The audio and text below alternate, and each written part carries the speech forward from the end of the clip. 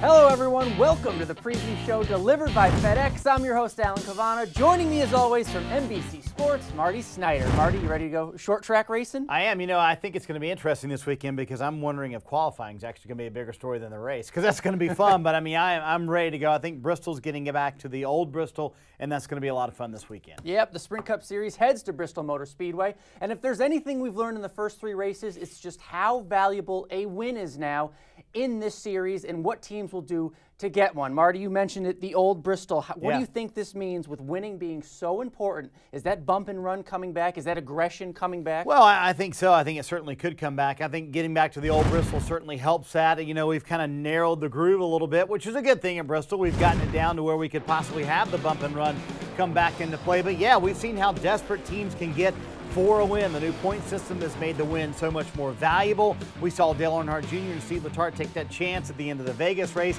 something at the end of the race Jr. said they never would have done in the old point system. So yeah, wins absolutely mean more. And yes, absolutely, I think the bump and run could come back into play this weekend.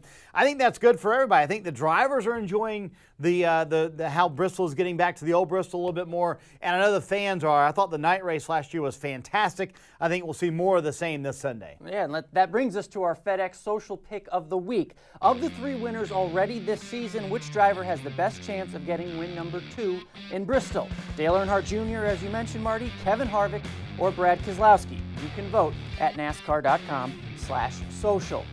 Speaking of our social poll, last week we asked how many drivers from Stewart-Haas Racing would end up in the top 15 in Las Vegas.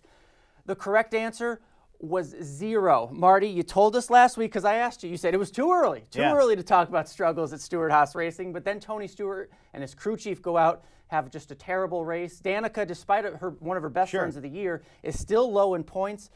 Can we start talking about struggles now? No, I don't think so. I think, you know, again, I've talked to crew chiefs and drivers about this. Really, when you want to make the judgment is after California, because look at the races we'll have had in that time frame in the first 5 races of the year. You got the super speedway at Daytona. You've got a flat 1-mile racetrack, a 1.5-mile racetrack, a half-mile, and then a 2-mile racetrack. We will have a better sampling after California. And I think the Stewart-Haas team will run better this weekend. You look at the 3 of the 4 drivers are just excellent at Bristol. Tony Stewart's won there before. Kevin Harvick always strong there. Kurt Busch is obviously a winner at Bristol before. I think they'll all be very good. And Danica has been surprisingly good at the short track. So I think they'll all be much better this weekend. I think they should fare much better. I think the answer to that question would be a completely different answer this week. So I think, again, still too early to make a judgment on Stewart-Haas.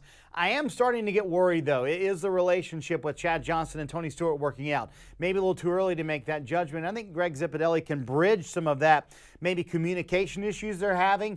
But I do think Stewart-Haas is starting to wonder, are we in trouble here? You know, I think maybe a little too early to make that judgment, but I think they're starting to wonder what do we need to do to get things better. But, you know, you look at it, Kevin Harvick may have the best car at Las Vegas. We'll never know because they have that hub issue. All right, moving on to the race. We've had 3 different races, 3 different winners. So 3 winners picked right here. Yeah, we've picked the winners here. Also, pains me to say you picked 2 of them, but that's okay. Well, make it happen now. Who's going to win in Bristol? You know, we've talked about Bristol going back to the old Bristol, so I'm going to go with Kyle Busch this weekend. I think when you talk about the old Bristol, the guy who had the best handle on it before they changed the racetrack was Kyle Busch. He was so strong there. And I think he really felt like that when they changed the racetrack, he lost a little bit of his advantage. So I'm going to go with Kyle Busch this weekend. I think they, too, Alan, have had speed at a lot of these racetracks this year. They had the problem on pit road at Las Vegas. They drove through the field.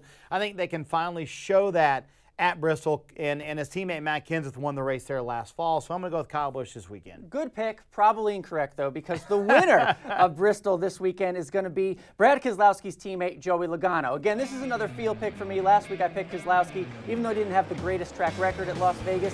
Joey Logano doesn't have the best track record at Bristol, but he's coming off his best career finish last fall, which was 5th. And Marty, those Penske guys, they just have something this year. Well, they have the speed. Yeah, and this 2014, it seems to be their year, at least early on. They have the speed and they have qualifying figured out, and that could be a big factor this weekend as well. All right, Kyle Busch, Joey Logano, let the best man win. All right, as long as one of us wins, right? Exactly. One of the best shows in NASCAR right here, picking winners. So, well, thank you for watching the FedEx, the preview show delivered by FedEx. For Marty Snyder, I'm Alan Cavana. Enjoy your weekend, everybody.